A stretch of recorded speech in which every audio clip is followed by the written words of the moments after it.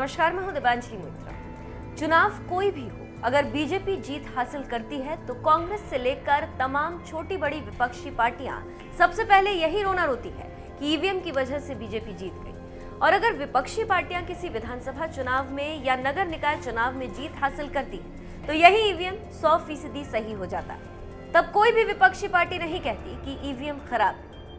विपक्ष भले ही बीजेपी की जीत को ईवीएम की जीत बताता रहा, लेकिन एक बात तो तय, बीजेपी अगर किसी राज्य या लोकसभा चुनाव में जीत हासिल करती है तो ये उसकी कड़ी मेहनत का नतीजा होता है, जिससे किसी भी तरह से इनकार नहीं किया जा सकता। आप बंगाल चुनाव में ही देख सकते हैं कि कांग्रेस नेता राहुल गांधी ने अभी तक राज्य में एक भी रैली नहीं की, तो वही पीएम मोदी से लेकर अमित शाह तक, जेपी नड्डा से लेकर राजनाथ सिंह तक बीजेपी के तमाम दिग्गज नेता बंगाल की गली गली, हर मोहल्ले, हर चौराहे में रैलियों से लेकर रोड शो तक कर रहे हैं। पार्टी के पूर्व अध्यक्ष और गृह मंत्री अमित शाह तो संकरी गलियों में भी जाकर वोट मांगने से नहीं हिचक रहे। एक कार्यकर्ता की तरह अमित शाह ने बंगाल की गलियों में जाकर पार्टी के लिए वोट मांगा तो दिल्ली बीजेपी प्रवक्ता नीतू डबास ने इसे ईवीएम हैक करने की शानदार ट्रिक बताई। गलियों में वोट मांग रहे अमित शाह की यही तस्वीर ट्वीट कर बीजेपी नेता नीतू डब्बास ने लिखा, ईवीएम हैक होने की आसान ट्रिक। विश्व की सबसे बड़ी लोकतांत्रिक पार्टी बीजेपी के पूर्व राष्ट्रीय अध्यक्ष व वर्तमान में 135 करोड़ जनसंख्या वाले देश के गृह मंत्री तंग गलियों में अंतिम पंक्ति के व्यक्ति तक पहुंचने का लक्ष्य, इतनी मेहनत कोई करे तो ईवीएम हैक हो सकती। बीजेपी नेता नीतू डबास ने इस ट्वीट के जरिए उन विरोधी दलों पर तंज मारा जो हार के बाद ईवीएम का रोना रोते। उन्होंने शाह की तस्वीर शेयर कर बताया है कि अगर आप भी वाकई में ईवीएम हैक करना चाहते हैं तो चुनाव के लिए मेहनत करिए, ईवीएम आसानी से हैक हो जाएगी। आपको बता दें, जनता से वोट मांगने के साथ साथ अमित शाह विरोधियों पर प्रहार भी कर रहे हैं। आपको बता दें, जनता से वोट मांगने के साथ साथ अमित शाह विरोधियों पर प्रहार भी करारा कर रहे हैं, जिसका एक नजारा बंगाल रैली में देखने को मिला, जहां उन्होंने सीएम ममता बनर्जी पर तंज मारते हुए कहा कि दीदी बहुत बड़ी नेत्री, उन्होंने बंगाल में 10 साल शासन किया, इसीलिए उनकी कोई छोटी मोटी विदाई नहीं होनी चाहिए, बल्कि धूमधाम से उनकी विदाई होनी चाहिए। मित्रों, दीदी की विदाई तो निश्चित है, मगर मैं आप सबको एक अपील करने आया हूं। मेरी बात ध्यान से सुनना, मेरी विनती है आपको। दीदी बहुत बड़ी नेत्री है, 10 साल तक बंगाल पर राज किया है, देश भर में दीदी को सब जानते हैं।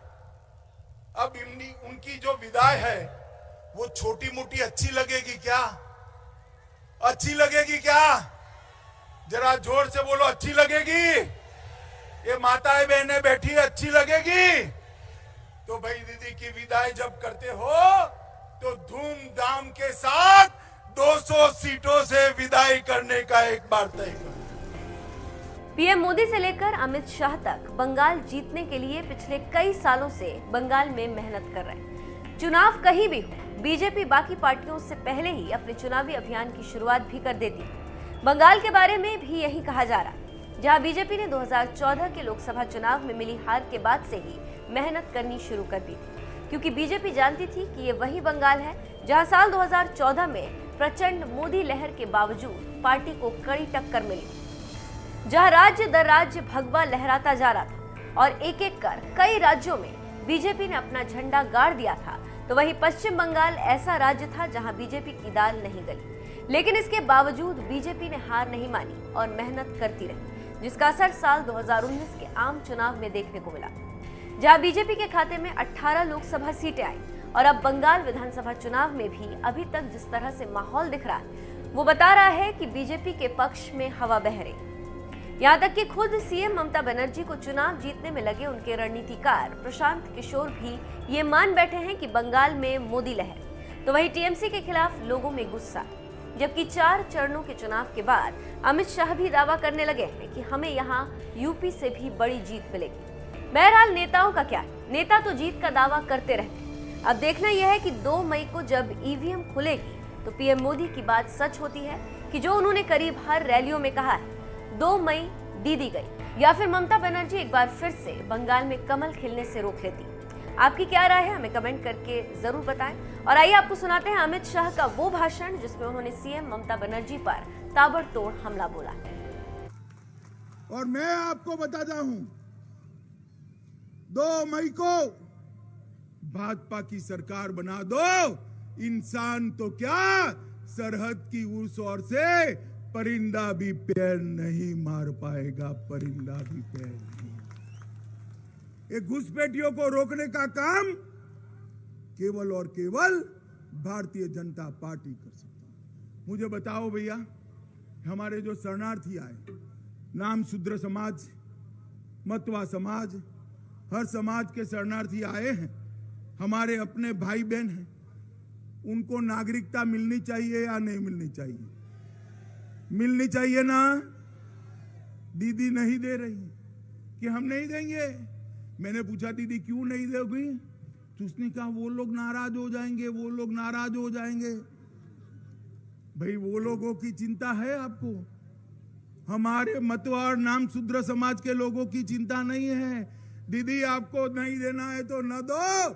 भारतीय जनता पार्टी डंके की चोट पर ऐलान करती है कि 2 मई के बाद सारे शरणार्थियों को नागरिकता देने का काम ये भारतीय जनता पार्टी की सरकार करने वाली है। मित्रों, सारे शरणार्थी, मित्रों, मैं आज आपको बताता हूं कि हमने तय किया है कि हर घर में पीने का पानी पाइपलाइन से पहुंचाएंगे, हर परिवार को शौचालय से युक्त बनाएंगे, हर घर में 24 घंटा बिजली पहुंचाएंगे और 200 यूनिट तक का बिजली का बिल भी भारतीय जनता पार्टी की सरकार माफ कर देगी। सिलीगुड़ी में एक आईटी पार्क बनाएंगे, उत्तर बंग विकास बोर्ड की स्थापना करेंगे, एक सेंट्रल यूनिवर्सिटी उत्तर बंग में बनाएंगे और हम वीर राजवंशी चिला रॉय की स्मृति में नारायणी सेना के नाम पर नारायणी बटालियन बनाने का काम भी ये भारतीय जनता पार्टी की सरकार करेगी। ठाकुर पंचानन बर्मन को याद कर 250 करोड़ रुपया का स्मारक उनका बनाएंगे। वीर चिला Roy para military training college बनाएंगे। देशबंधु चित्तरंजन एक्सप्रेस जलपाईगुड़ी से कलकत्ता डायरेक्ट कलकत्ता चालू करेंगे। बागडोगरा के हवाई अड्डे को अंतरराष्ट्रीय हवाई अड्डा करेंगे। सिलीगुड़ी में मेट्रो रेल लाएंगे। कलकत्ता से सिलीगुड़ी तक 700 किलोमीटर का सुभाष चंद्र बोस एक्सप्रेस हाईवे बनाने का काम हम करेंगे। हम हर परिवार में कम से कम एक सदस्य को रोजगार देने का काम ये भारतीय जनता पार्टी की सरकार करने वाली है। मित्रों, बंगाल को गुंडों से मुक्त केवल और केवल भारतीय जनता पार्टी कर सकती है। घुसपैठियों से मुक्त केवल और केवल भारतीय जनता पार्टी कर सकती है। बंगाल का किसान, बंगाल का मछुआरा, बंगाल का मजदूर, बंगाल का युवा, बंगाल की माताएं, बहनें, महिलाएं, इनका कल्याण केवल नरेंद्र मोदी जी कर सकते हैं। ममता दीदी के मन में 2400 घंटे भाईपो कल्याण पड़ा है और मोदी जी के मन में 2400 घंटे गरीब का कल्याण पड़ा है। मित्रों, मेरा आप सभी से निवेदन है, आपने एक लंबे समय तक कांग्रेस को मौका दिया या नहीं दिया, बताओ जरा, दिया या नहीं दिया? कम्युनिस्टों को मौका दिया या नहीं दिया? दीदी को 10 साल दिया या नहीं दिया? एक 5 साल नरेंद्र मोदी जी को मौका दो, हम सोनार बांग्ला बनाकर 5 साल में बंगाल को भारत का नंबर 1 राज्य बनाएंगे। मित्रों, नंबर 1 राज्य बनाएंगे। और इसके लिए आप लोगों को कोई बहुत ज्यादा मेहनत नहीं करनी है।